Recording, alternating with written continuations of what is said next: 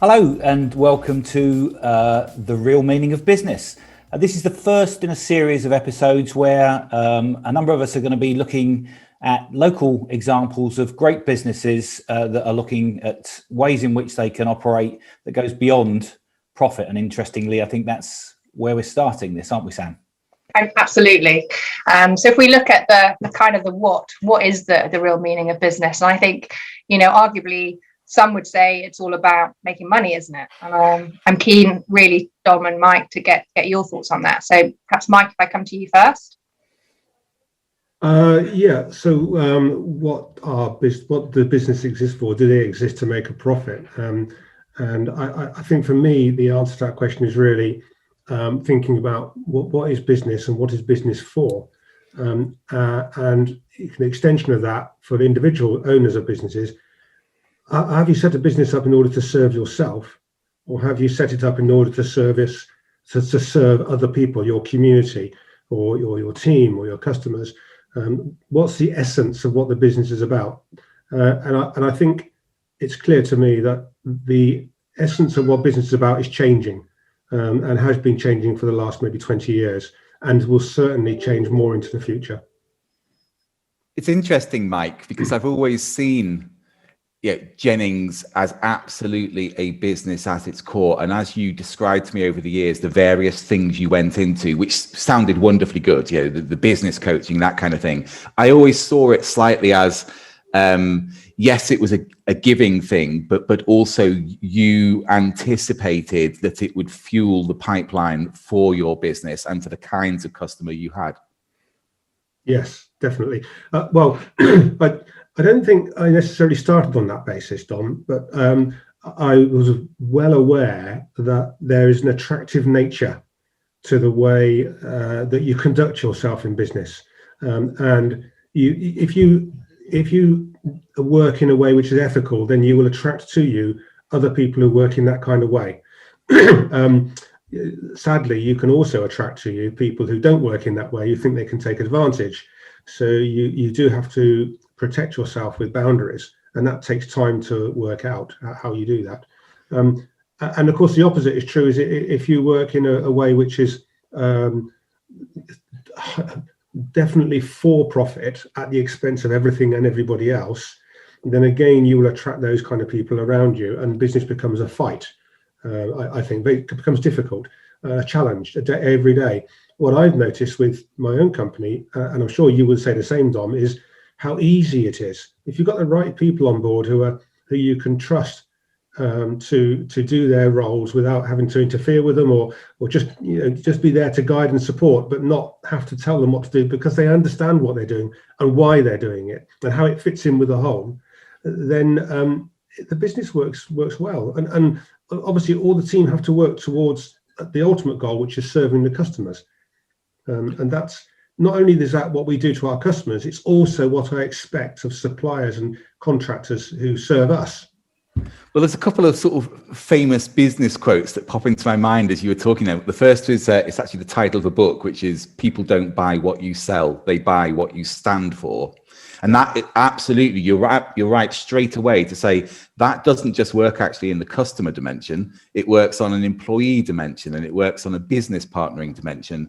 That increasingly, jobs are not commodities. People have choices about where they will spend their time and the cause they'll put itself up to. And I know you found this, and I know we have at Blenheim, the joy of interviewing a short list of employees, each of whom, darn well, frankly, could get a higher paid job somewhere else doing something else, but are sitting there saying, I actually believe in the things you're trying to do, and I have a choice in life, and I'm going to make that choice now. But it's true of customers too. The other one that struck me is the famous Simon Sinek quote from Start With Why, which is that profit is the reward you get when you carry out your purpose really well. And that's something that I think back to your days with the business coaching and many of the activities you've done to really support tenants in a way that clearly was not helping that month's profit and loss account. But you believe you get the profit at the end of that because you're carrying out that purpose really well. And for Blenheim, I think, I always think of entities in three categories. That there are commercial enterprises, there are the public sector, and there's the third sector, the community and charity. And absolutely, going back to Sam's question, to me, businesses do exist to make a profit. It's that which distinguishes them from charities or local government. But we increasingly have to have this really broad view about profit, both what counts as profit today, but also profit along a time dimension. So what do we have to do to be sustainable in profit? And you're absolutely right, that very short-term naked money grab thing is possibly great for this year's accounts. One can argue terrible for the accounts in many years' time. And that world is changing so fast. You're right. And I think faster than ever, customers are starting to make choices, whether it's about supporting local enterprises or supporting enterprises who give profits to particular causes.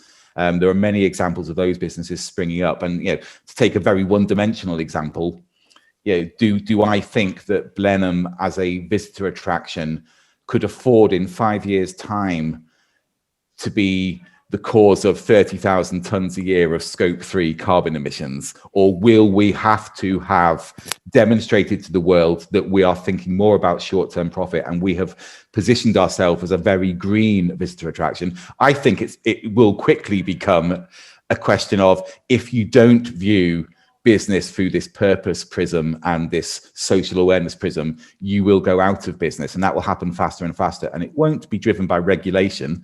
It will be driven by customers and employees and suppliers flocking to support Jennings and flocking to support other enterprises that reflect their values. I think what's wonderful, if you don't mind me jumping in, what's wonderful listening to both of you and knowing both of your businesses as I do, I think, some people tuning into this and watching I think it's shifting this, but certainly some people immediately think of if they're businesses, they're talking about perhaps doing a little something in their local community or perhaps doing a little bit of environmentally friendly stuff, but the depth and breadth of the topics that you're talking about and that I know your organizations have been involved with for a long time, this isn't just a little bit of CSR. This is a way of doing business in just quite a different way. And on that point then, and perhaps another question is what do you think has changed? I mean, as I don't know, you Mike or Dom saying, this has been going on for a long time. There's no doubt about it. You can go back 100 years or so and look at the way businesses looked after their people and their communities. But there's definitely a shift. And what do you think, if anything, has changed to cause more businesses looking at operating this way?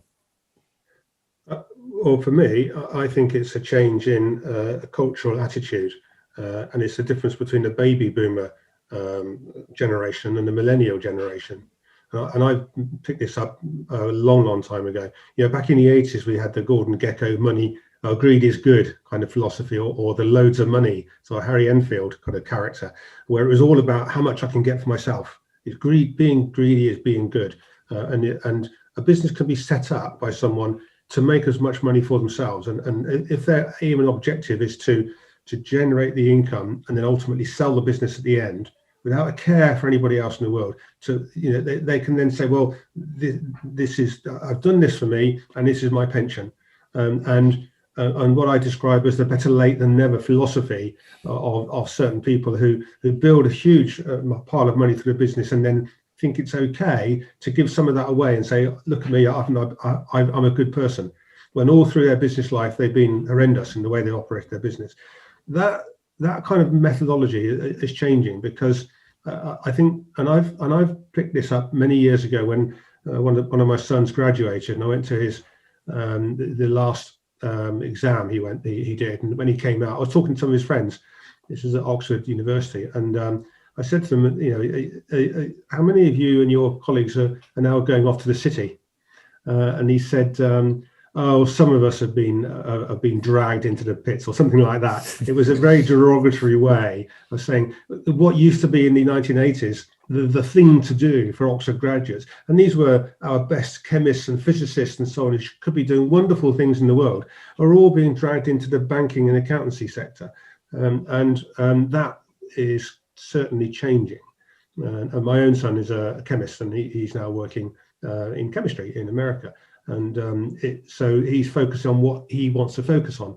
He could have earned a lot more money by going to London. He chose to do what he feels is what he wants to do with his life, which I'm very proud about. And I think that's emulated with loads of people, not all, but with so much more now in the millennial generation than was ever the case now. And we see it in all of the, which you will know, Grant, all the social enterprises that have been set up, probably hundreds around Oxfordshire that you will know about, who often quite young people who set up something as a business, but not ostensibly to maximize profit for themselves, but to do something that they feel is doing good. And these are graduates often, so people who could earn good money and are choosing not to do that, but to do something which they feel is helpful to society.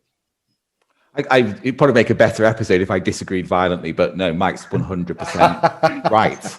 There's no question that perspectives are changing, and whereas a customer choice to favour a very green product or a very locally invested and created product 5 years ago would be a highly unusual customer choice.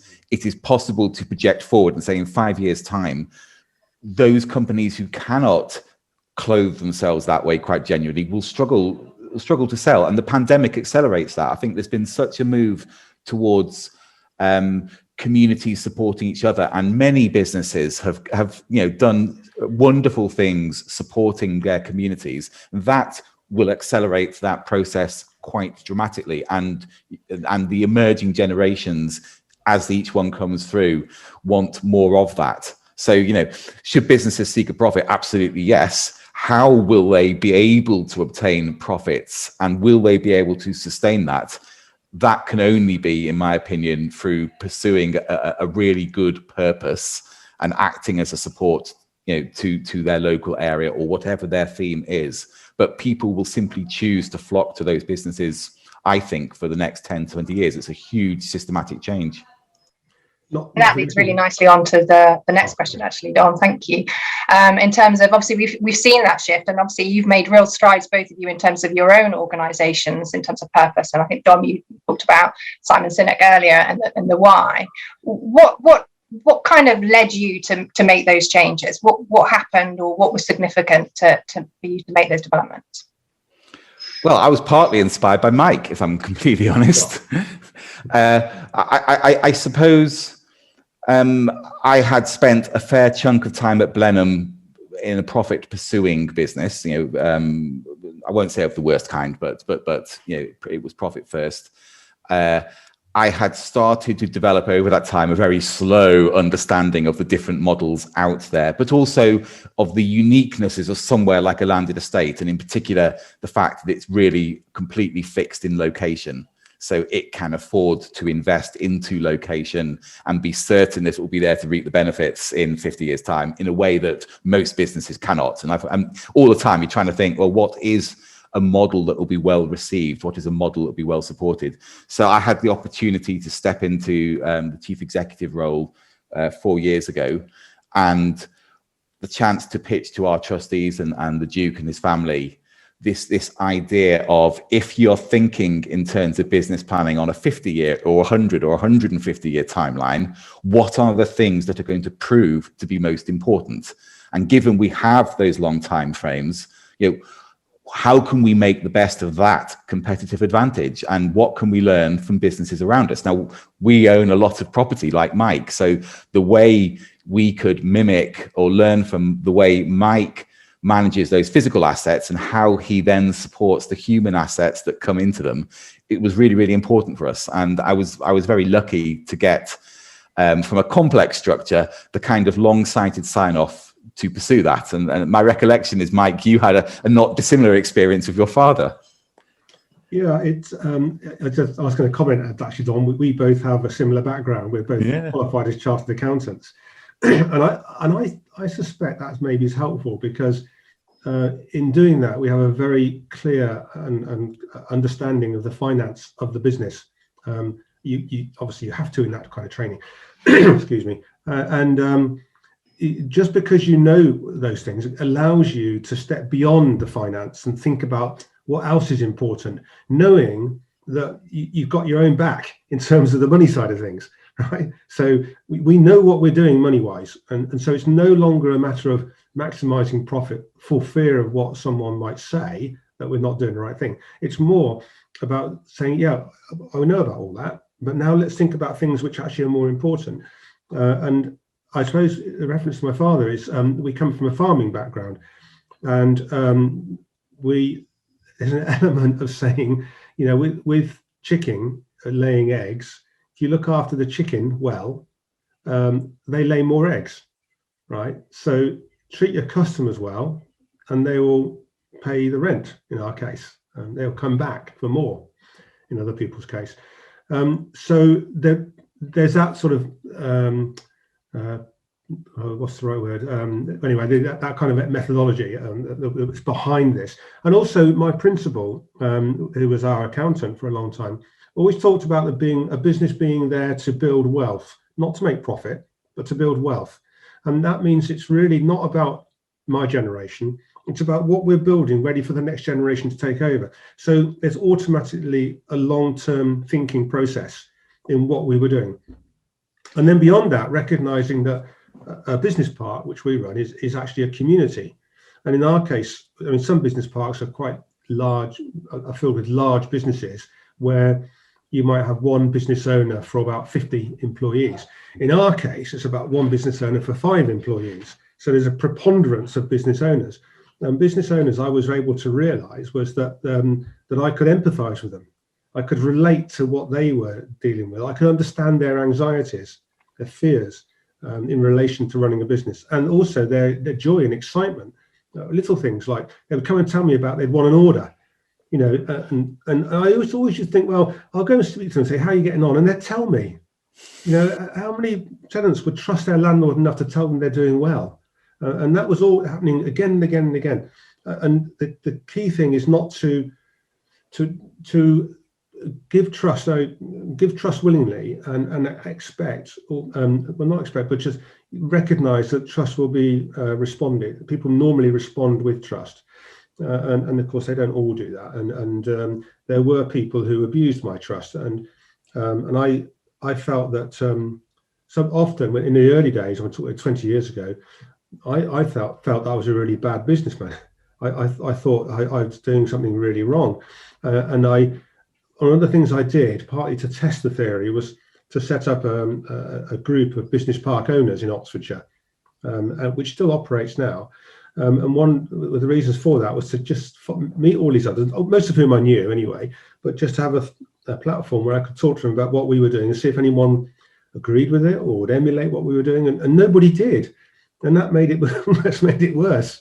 But what I decided to do very early on was to get out the solicitors and the agents who, and I don't mean to diss any solicitors and agents who, of course, do a wonderful job, but we decided we'd do it ourselves.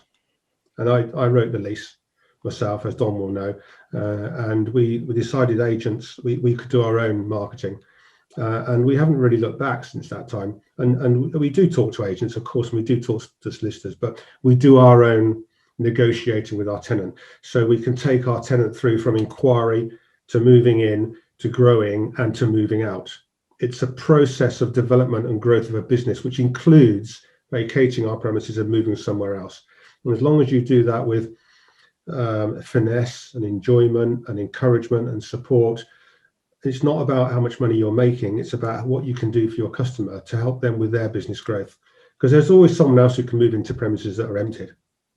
Isn't that fascinating? I think because people would imagine from outside that the discussion over whether a business should try to make money or should be trusting, should love its customers and do all these purposeful things would be a battle between the finance director, the ruthless one, the chartered accountant, and the visionary business leader. And it's fascinating that, yeah, you're right, both of us are chartered accountants. I know Richard has that background too.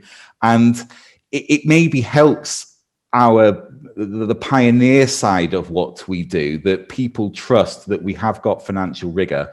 And it's fascinating because we do this thing.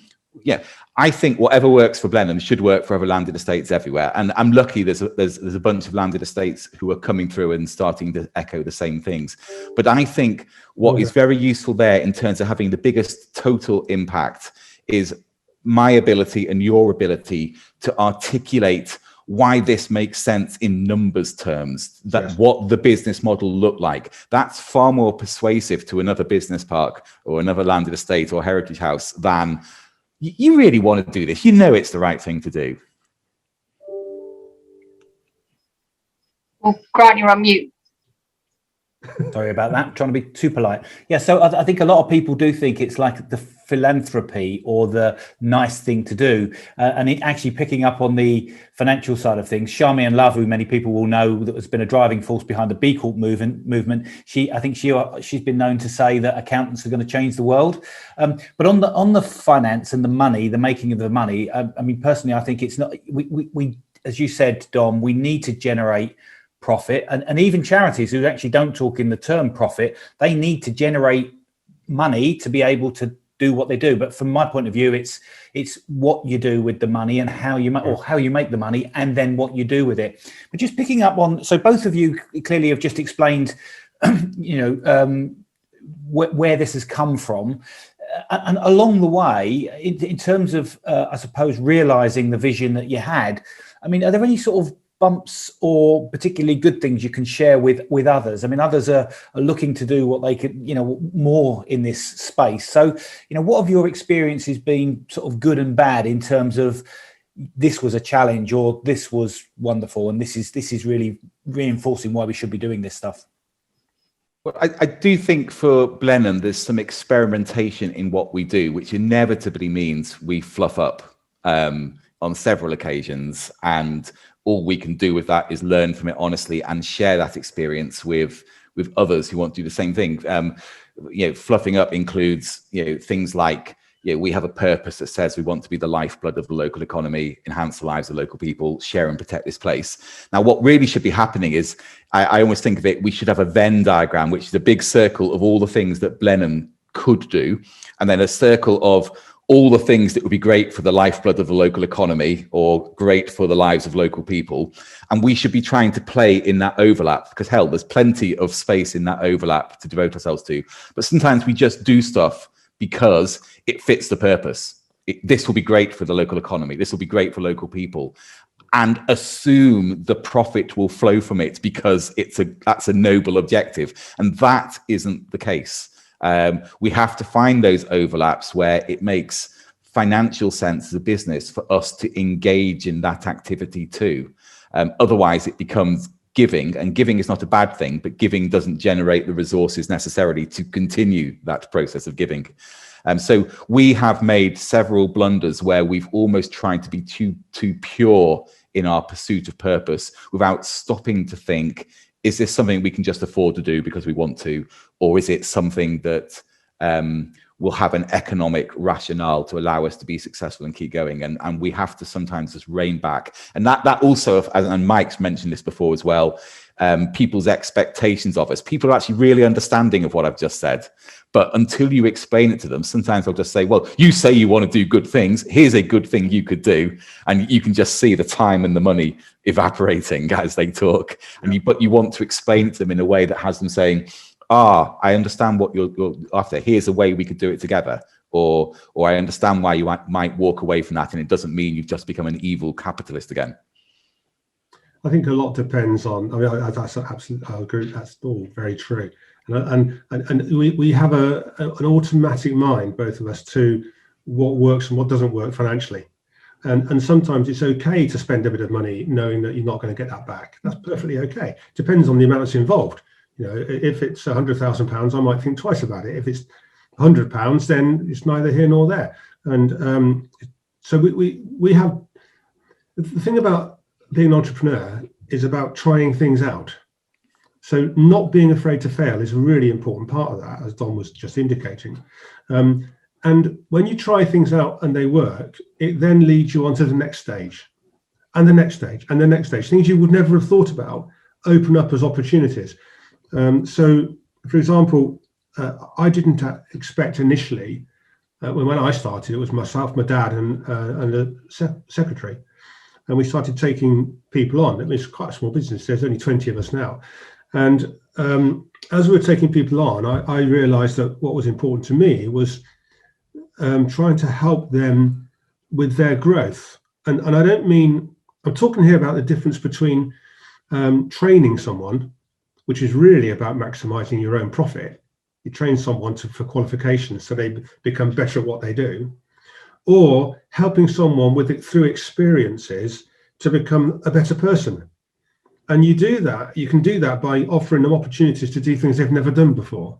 And I probably said this before in other, even maybe other B4 sessions, but an example would be, someone who comes as a receptionist and feels that their job has been told perhaps you'll only ever be a receptionist all your life.